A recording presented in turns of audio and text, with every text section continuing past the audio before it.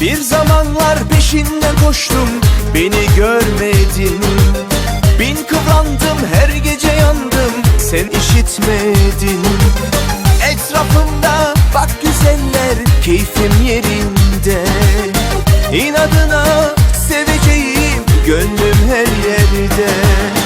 Beni hiç beğenmezdin, yolumu değiştirirdin. Şimdi etrafıma bir bak, güzeller içindeyim.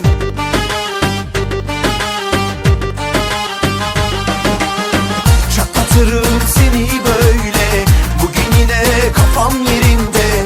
İsterim ki kıvrana kıvrana koşarsın her gün peşimde. Çatlatırım seni böyle, bugün yine kafam yerinde.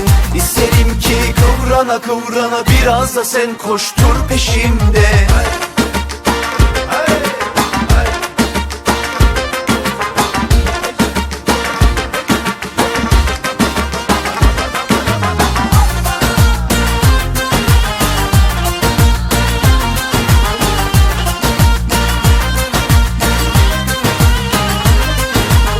Bir zamanlar peşinden koştum, beni görmedin.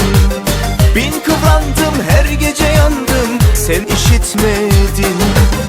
Etrafımda bak güzeller, keyfim yerinde.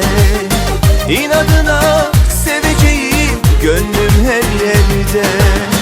Beni hiç beğenmezdin, yolunu değiştirirdin. Şimdi etrafıma bir bak, güzeller içindeyim.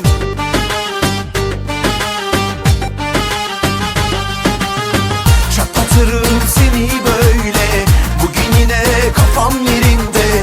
İsterim ki kıvrana kıvrana koşarsın her gün günümde. Çatlatırım seni böyle, bugün yine kafam yerinde. İsterim ki kıvrana kıvrana biraz da sen koştur peşimde.